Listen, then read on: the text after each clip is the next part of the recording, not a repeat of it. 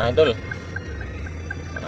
Hindi pa tayo nakabiyahe kasi sinamahan ko muna sila magbayad dito sa bayaran naman ng sasakyan mga idol.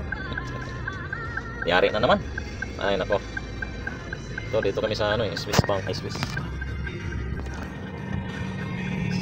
Swiss bayad ng sasakyan mga idol. Dito kami ang harap ng video. Bayad muna tayo.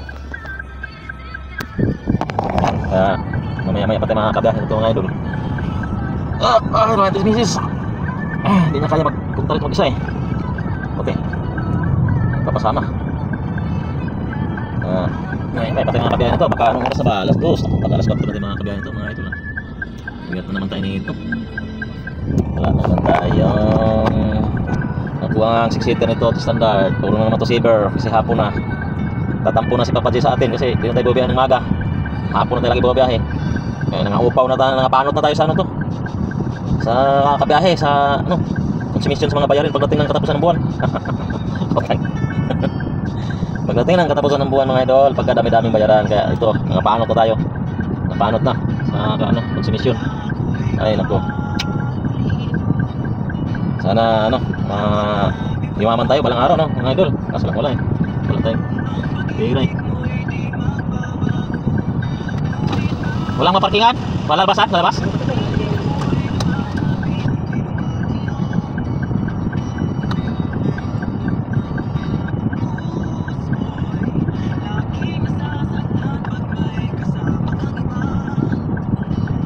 May lumabas na. Napasok sa parking kasi makaharang tayo, naka-double park tayo tayo naman papalit doon.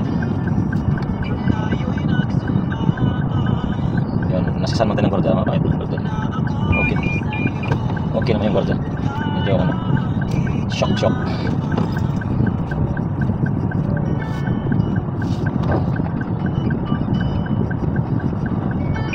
Hirap ng ito kasi mababa masyado unahan. Kunting baba lang sumasayad. Pag tumatras ka hanggang yung pababa kasi sa parking pag hindi mo dandahanin ng sus, masayad yun, sumayad na naman baba kasi ng pangilalin nitong oras. Kamusta naman ang biyahe natin ng mga idol? Araw ng Friday ngayon. Na-traffic pero maraming pasahero. Kaya medyo matastasan din lang yan ang pamasahe. Yun na lang. Diskarte lang yan kung mag-open ng saver. Ako kasi minsan ako nag-open ng saver. Kasi naiinip rin ako pagka walang booking kagad nasasanay ko sa booking ng booking ba. Malayo ka pa lang, may booking na. Kaso lang yun pag satsaga mo lang itipitot, napipitot. Pwede na rin, kaysa wala.